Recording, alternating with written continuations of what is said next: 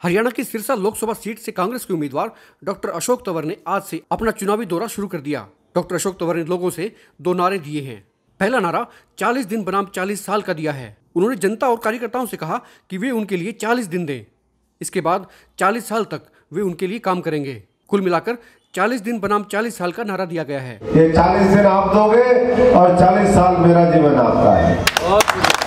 ये डील है एक तरीके से कि 40 दिन बनाम 40 साल मिल करके एक होकर के भारतीय जनता पार्टी इनेलो का सुपड़ा साफ करिए।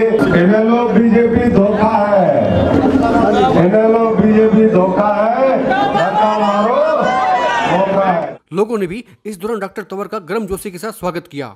उनके दौरों के दौरान काफी संख्या में इनेलो और भाजपा छोड़कर कार्यकर्ताओं ने कांग्रेस में शामिल होने की घोषणा की। एक बार पोस्ट में आपका स्वागत है। मैं हूं सर्वेश कुकरा। आज हम हैं सिरसा हलके में, सिरसा लोकसभा क्षेत्र में, और इस वक्त कांग्रेस के प्रत्याशी डॉक्टर अशोक तंवर, जो कि हरियाणा कांग्रेस के प्रदेश अध्यक्ष भी हैं। तंवर साहब, स्वागत है आपका। मैन वर्सेज वुमेन, क्या कहेंगे? देखिए, मैन वर्सेज वुमेन नहीं है, ये विचारधाराओं की लड़ाई है। ये देश को लूटने वाले और देश को बचाने वालों की लड़ाई है। ये झूठ और सच्चाई के बीच में लड़ाई है और भारतीय जनता पार्टी लूटने वालों के साथ है, झूठों के साथ है और उस विचारधारा के साथ है जो हरियाणा को और देश को बांटना चाहती है। तो निश्चित तौर पर जीत कांग्रेस की होगी, राहुल जी के नेतृत्व में, सोनिया जी, सरदार मनमोहन सिंह जी के नेतृत्व में। और जो लोग कुछ नहीं कर पाए पिछले 5 वर्षों में, उनको हम पूरी तरीके से बेनकाब करें। 2009 में आप सांसद भी रहे, जाहिर सी बात है आपने काफी काम भी कराए होंगे, तो उनका कितना फायदा आपको इन चुनाव में मिला? फायदा लोग याद कर रहे हैं। 45,000 करोड़ रुपए के हमने बड़े छोटे प्रोजेक्ट लेकर के आए। जो हिसार से लेकर के डबवाली का रोड बना 4 लेन, वो हम लोगों की देन है। उसके साथ साथ बहुत से आरओ भी बने, रेलवे के पुल, रेलवे की फाटक। सिरसा के अंदर ही कई घंटे का जाम होता था। और हम देखें, स्कूल है, कॉलेजेस है, जो यूनिवर्सिटी है, वो तो इनेलो उस समय थी, एक बस अनाउंस करके चली गई थी। उसको पैसे दे करके उसको बनाने का काम हम लोगों ने किया। रेलवे लाइन जो हमने पास करवाई थी सरकार, उसको नहीं बना पाई। नौजवानों को रोजगार दे नहीं पाई। तो ये सारे किसान मजदूर की माली हालत, कोई नई नहरें नहीं निकली, जो हमने नहरें निकाली वही नहरें निकली है। तो इन चीज़ों का एहसास है। यहाँ गोरखधाम एक्सप्रेस आज तक ठहराव नहीं हो पाया, हमने उसकी पूरी पैरवी करके मामला ठीक कर दिया था। वॉशिंग लाइन यहाँ पर बने। तो बड़े बड़े जो प्रोजेक्ट हैं इलाके के लिए, रेलवे के और है, एग्रो बेस इंडस्ट्री है, उद्योग धंधे यहाँ पर स्थापित हो, एक बड़े विजन के साथ हम चुनावी मैदान में उतरेंगे और मैं समझता हूँ कि सफलता को। पिछले दफा इनेलो के चरण सिंह रोड़ी यहाँ पे सांसद रहे। अभी हमने सर्वे किया है सिरसा में, तो लोगों का कहना था कि उनकी शक्ल दिखाई नहीं थी। तो चूंकि पार्टी भी उनकी डाइवर्जन में आ गई थी, तो इसका क्या असर पड़ेगा? जो वोट बैंक टूटा है उसको फायदा किसको मिलता है? जिसकी शक्ल दिखाई नहीं दी अभी तो वो भी है ना, कहीं विकास उनका दिखाई दिया, जो गाँव गोद लिए हुए थे वो। लेकिन इसमें चरणजीत रोड़ी की गलती नहीं है जी। गलती मैं समझता हूँ कि उस पार्टी की है जिसने उसको एक नुमाइंदे के तौर पे वो किया जी। और उन्हीं पार्टी के नाम पर उनको वोट मिले थे। कोई चरणजीत सिंह रोड़ी के नाम पे तो लोगों ने वोट दिए नहीं थे। 8 विधायक जीतते हुए भी उन्होंने भारतीय जनता पार्टी से पिछले 5 साल पूरी सेटिंग रखी। आज भी अबे चौटाला वहाँ पर मिलने गए हुए मुख्यमंत्री जी से। तो ये जो पूरी एक सेटिंग थी, उसने इस इलाके को खराब कर दिया। इस इलाके के साथ भेदभाव हुआ और भारतीय जनता पार्टी ने भी सौतेला व्यवहार किया। ये कंगनपुर जहाँ पर हम खड़े हैं, यहाँ पर 4000 से ज़्यादा फ्लैट बनने थे। केंद्र से राजीव आवास योजना के माध्यम से हम पैसा लेकर के आए। आते ही सरकार ने वो पैसा पता नहीं मेहुल को दिया या ललित मोदी को दिया या नीरव मोदी को दिया, किसको दिया पता नहीं, लेकिन वो पैसा लेके भागे। ये क्या वजह है कि भाजपा जो है मुद्दों से भाग रही है? मतलब एक जुमला रह गया है, और हम जब कहीं जाते हैं तो हवा की बात होती है, लेकिन कोई विकास के नाम पे या कोई और चीज़ के नाम पे फायदा नहीं है। बिल्कुल निश्चित तौर पर जमीनी स्तर पर इन लोगों ने कुछ किया नहीं और इसलिए अब कहने के लिए कुछ है नहीं। पुलवामा की आड़ में कुछ करना चाहते थे, लेकिन धीरे धीरे बेनकाब हो रहे हैं। आज हम तो सैनिक परिवार से हैं जी।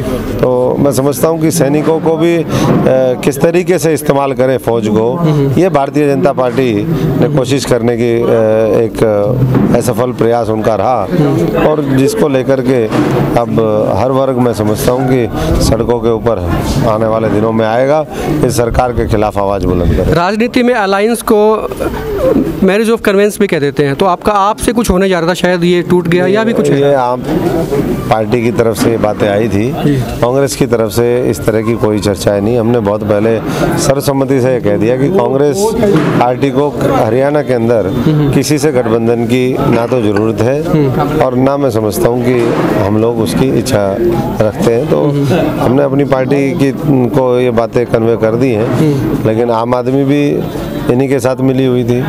यही लोग एक दूसरे का सहारा बन करके इन्होंने कांग्रेस को बदनाम करने की कोशिश की, लेकिन आज ना लोकपाल आया, ना भ्रष्टाचार खत्म हुआ, ना महंगाई खत्म हुई, और ना नौजवानों को रोजगार मिला, ना किसान को उसकी आय मिली, ना हमारे कर्मचारियों को पंजाब की तर्ज पर वेतन मिला। तो ये सारे मुद्दे लेकर के समझा जाए कि आपसे तमाम बातचीत के रास्ते बंद हो चुके हैं? बिल्कुल, अभी तो कोई इस तरह की औपचारिक तौर पर तो हमारे पास कभी बात आई भी नहीं है, और जब पार्टी ने हमसे ओपिनियन लिया है तो हमने वो बता दिया है। विशेष मुद्दे, कोई नए मुद्दे, नए वायदे क्या रहेंगे आपके से? नए वायदे हमारे यही रहेंगे कि हरियाणा के इस इलाके में जो दिल्ली चंडीगढ़ से दूर है, हम उसी की तर्ज पर इसको विकसित करेंगे।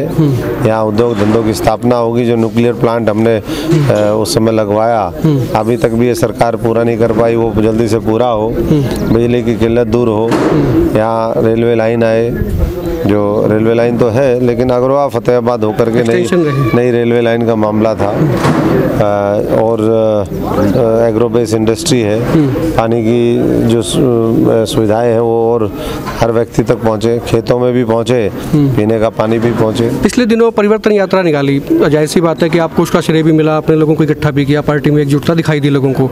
तो अभी एक नया मामला आया था, किरण चौधरी जी ने अपोजिशन लीडर के लिए अप्लाई किया, हालांकि वो टेक्निकल सी बात है, चूंकि वो CLP लीडर है तो वो हो सकती हैं। तो इस विपक्ष जो है ये कहता है कि इनमें फिर फूट दोबारा से हो गई, क्या कहेंगे? कुछ नहीं है, इनको फोड़ेंगे गिर के दूसरों को, इसलिए परेशान है।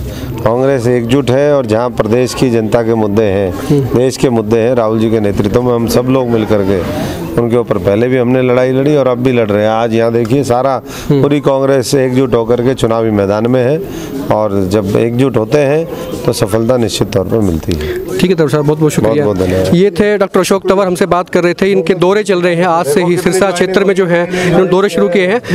शामिल हो रहे कांग्रेस। ये हरपाल सिंह है। हरपाल भी आ जाओ भाई, मेरे भाई हरपाल जी, बहुत बढ़िया काम है। पहले दिन के दौरे शुरू करने से पहले डॉक्टर अशोक तंवर ने पत्रकारों से भी बातचीत की। मोदी जी ने और मोदी जी की सरकार ने और भारतीय जनता पार्टी ने तो पिछले 5 साल मजाक ही किया है, और आज़ादी की लड़ाई में देश के साथ मजाक किया इन्होंने गद्दारी करके। अब 5 साल के अंदर इन्होंने किसी को कुछ दिया नहीं। 15 लाख का तो इनका मजाक था, स्वामीनाथन इनका मजाक था, 10 करोड़ नौजवानों को रोजगार देना इनका मजाक था, या हरियाणा को बार बार जलवाना इनका मजाक था। तो ये इन सवालों के जवाब भारतीय जनता पार्टी दे। बहन बेटियों की आबरू लुटती रही।